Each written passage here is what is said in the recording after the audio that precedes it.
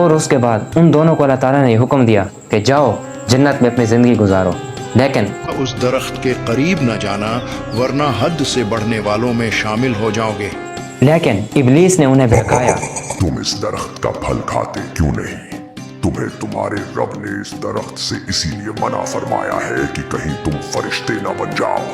انہوں نے وہ پھل کھا لیا شیطان کی باتوں میں آ کر۔ اس کے بعد اللہ تعالیٰ نے جب ان سے پوچھا کہ تم نے ایسا کیوں کیا آدم؟ اے ہمارے رب، ہم نے اپنی جانوں پر زیادتی کی، اور اگر تو نے ہماری مغفرت نہ فرمائی اور ہم پر رحم نہ فرمایا تو ضرور ہم نقصان والوں میں سے ہو جائیں گے۔ آدم علیہ السلام نے معافی کے کچھ کلمات سیکھ لیے اور اللہ تعالیٰ نے بھی انہیں معاف کر دیا۔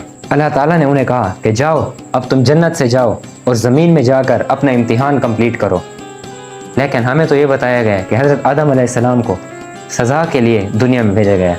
جرم آدم نے کیا اور سزا بیٹوں کو، عدل و انصاف کا معیار بھی کیا رکھا ہے۔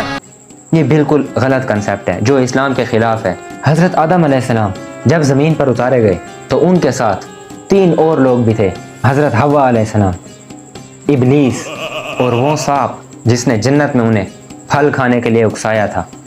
اب مختلف روایات میں مختلف مقامات آتے ہیں جہاں پر آدم علیہ السلام کو اور حوا علیہ السلام کو اتارا گیا، لیکن جو زیادہ اتھینٹک ہے وہ یہ ہے کہ حضرت آدم علیہ السلام کو ہند کے مقام پر ایک پہاڑ پہ اتارا گیا تھا جسے انگریز ایڈمز پیک بھی کہتے ہیں، اور حوا علیہ السلام کو جدہ کے صحرا میں اتارا گیا، جبکہ ابلیس کو عراق اور اس سانپ کو اصفہان کے ایک علاقے میں اتارا گیا تھا۔ اب یہاں پر ایک بہت ہی انٹرسٹنگ سٹوری ہے کہ جب حضرت آدم علیہ السلام کو اس دنیا میں اتارا گیا تو ابلیس کے ایک ہاتھ کی انگلیاں دوسرے ہاتھ میں تھی اور وہ آسمان کو غصے سے تکتا ہوئے دیکھ رہا تھا، جبکہ حضرت آدم علیہ السلام کے دونوں ہاتھ اپنے گھٹنوں پر تھے اور ان کا سر جھکا ہوا تھا۔